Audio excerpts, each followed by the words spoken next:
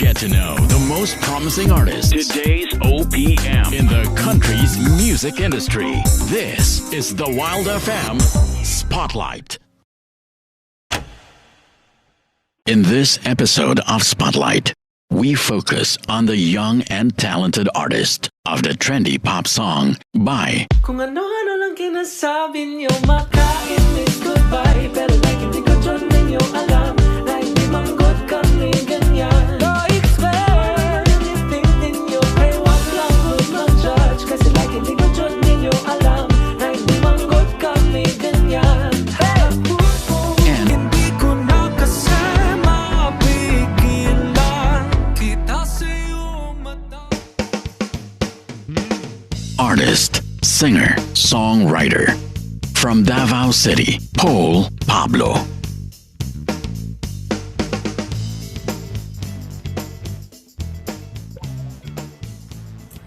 Hi everyone, thank you so much sir for having me here, and I also want to greet everyone who's watching right now. Thank you so much for supporting my latest single called Bangin, and of course it's my first ever single under Warner Music Philippines, and thank you for not making it a flop.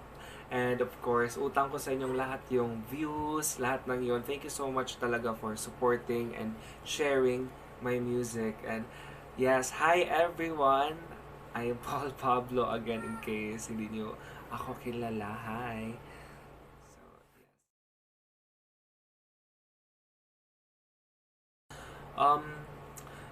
I have different stories for both of these things kasi I have started writing songs when I was still on 8th grade, and then I started recording my songs when I got into senior high school.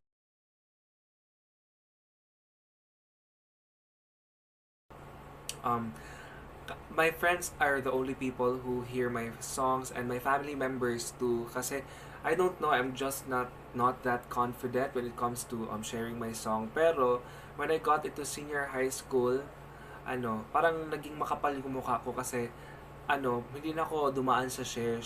Dumiretso ako ng mga songwriting competitions, and then doon actually na-boost ang aking confidence. And I did not join songwriting competitions kasi for the sake of winning, for the prize, ganun. I just wanted to validate. I want to have this sort of validation to myself that kaya ko pala talagang magsulat, and I'm really good in writing music, ganyan.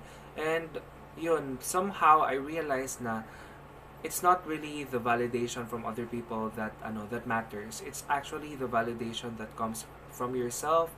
If you believe that you're good in it, and then if you know, just be open about the things that you need to improve, and then just believe in yourself. Kasi alam ko talaga sa akin before na I believe na my music sounds good, pero I just have a lot of doubts. So right now I'm really happy that I'm now here. I got into this stage, so I want to set or become an inspiration to other people out there who's not really that confident when it comes to sharing their music. Don't be shy, because the first step talaga sa lahat is making your own move. So yun.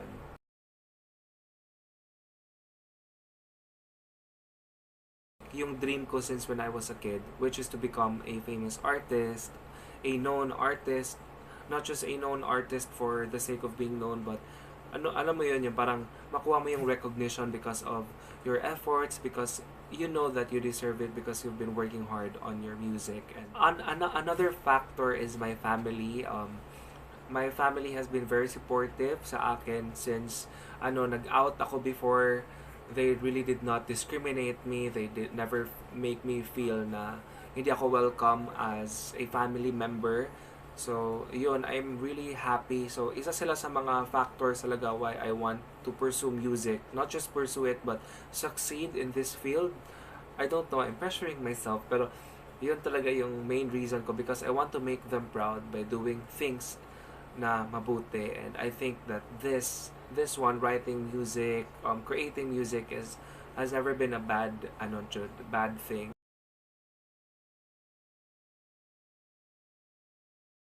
When it comes to playing guitar naman, I know how. I'm quite confident on my guitar skills, so Ayun kasi grade 10 na kasi ako nakapagsimula mag-aral ng gitara. So I'm really not that good, but I know basic guitar chords. I know some complex guitar chords, but I'm not really that good. So yun. That's why people haven't really seen me singing with guitar live kasi I struggle with with the coordination. I've been listening to a lot of Lady Gaga songs lang talaga. Like, babad na babad ako kay Lady Gaga, Katy Perry, a lot of female artists actually. I'm really a fan of them. So yun, whenever I hear mga songs na masyadong panlalaki yung dating, medyo allergic ako before yun. Lalo na yung hindi pa nag-mature yung voice ko. So, yun, I think Lady Gaga really did a good job when it comes to influencing me as a person. She really made me love and improve my identity. And not just that, her music also, kasi diba, I've known Lady Gaga as a very flexible artist. She does not only stick with pop, but she combines a lot of genres with her music, like rock. She got into classical music, jazz, and then, yun, she doesn't care if she loses fans or some people might lose interest when mag-shift siya ng genre. Kasi she believes that music is, kasi, a journey na unknown. I am a person who's really into editing. I love editing stuff like photo editing, audio editing, and video editing. Kasi sometimes I edit my own music video. But for the music video of Bangin, gusto ko lang isingit si Giovanni Carillo. Hi, Gio. Thank you so much for sharing your talent and your creativity. Kasi siya kasi ang nag-produce ng aking music video for Bangin. Pero I just told him what I wanted to happen. I prepared the outfit. I really did my best to perform well for the music video. Pero the rest, effort na niya yon talaga as an artist. So yun, I'm very happy to have the opportunity to work with him. So if you're watching right now, Gio, thank you so much. What else? Aside from editing, I'm also into photography. I love taking pictures of people. And of course, hindi mapapahuli talaga ang makeup and fashion. I'm really into makeup and fashion. These are the things that I'm passionate about. I am passionate about aside from music.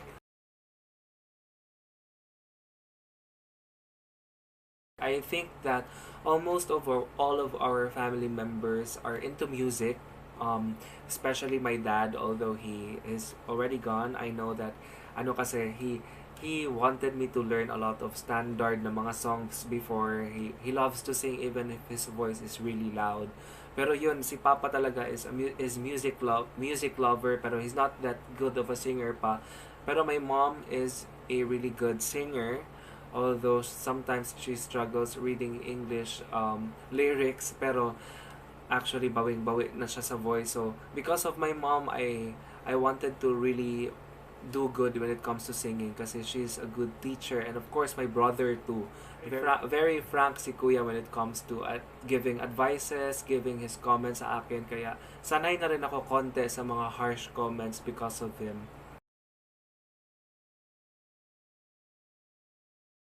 Usually kasi kapag, for example, my free time is 4 hours and then 2 hours of sleep, 2 hours of writing music, ganun lang sa akin. And sometimes ACADS, ganun.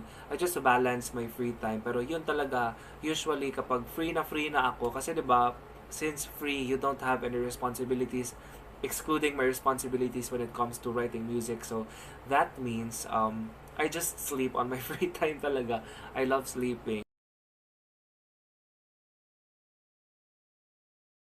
Bilang isang Paul Pablo na ang ma-advise ko sa lahat ng mga artist na nag-aspire to enter the music industry is to never be afraid, and of course don't be fooled by the numbers kasi yan yung mahirap sa atin minsan, masyado tayong naaapektuhan ng mga numbers, yung pag konti lang yung listeners, we get affected. Pero 'di ba, we sometimes need to ask ourselves that why are we pursuing music? Is it for the sake of fame or just attention, or are we doing this one because it is our passion? Kasi if it's your passion talaga, you don't care about the numbers. So you won't care pala about the numbers. So I just think na you should focus more on creating your, or like doing your art the best way possible that you could, kasi by the time comes na kasi lahat na people talaga, they will get the recognition they deserve. So once na makuha mo na yung recognition mo, siguro second, third, or fourth song mo, babalikan nila lahat ng mga nagawa mo before. So if you gave your best on all of it, then they will love you more talaga. The recognition will pay double talaga. So I think that's my advice for now. And also rin, don't just pursue music siguro just for the sake of pursuing music. Be an advocate of something. I think just like me, I also want to promote LGBT artists. I want to promote the Mindanaoan music. I want to expand the music scene here in Davao. So have a purpose, look for an aim para mas maging motivated ka, and of course mas ma-widen yung iyong perspective and iyong goal as an artist. I thought na nawala na yung hype ng people for the music video, pero I really did not expect the the support, the pati sa TikTok, I really did not expect na medyo maging hindi naman siya naging viral, pero napansin ako sa TikTok for for a very long time that I've been using TikTok. Never pa ako nagkaroon ng 6,000 or 8,000 likes, and only here sa Bangin lang na-achieve ko yan. So I'm really thankful, and thank you God for these unexpected blessings kahit na may pandemic. So, another thing that I want to share about Bangin is the process of creating it, kasi I focused more on my personal experiences, but I wanted it to be relatable as possible. I did not want to focus, so when it comes to the music video po, I really did not want to focus alone on love story, typical love story. I wanted to be, I wanted to be about self-love and reconnecting with yourself, letting go and accepting all of your fears, your painful past, in order for you to really move on. Kasi that's what I portrayed in the music video, kasi the cinematography was really dark from the very beginning up to the almost yun sa pinaka-last na part. But when I got into the ending of the song, everything was just so glamorous. Everything was there was a glow up by the end of the music video, and ayoko lang kasi explain ng too much yung music video, because I want the interpretation of the viewers to stay that way. So, it's just my kasi my interpretation, and you're free to interpret the music video how you understood it. I'm fine with it talaga. So yun. And I also want to thank Kuya Jay Ehidio for, of course, he's the producer of Bangin, and I want to thank him for really putting so much effort talaga. He poured a lot of efforts when it comes to producing the song, kasi he's very excited and he's proud to represent Davao also. So please support Iara also, guys, because they also have a lot of great music.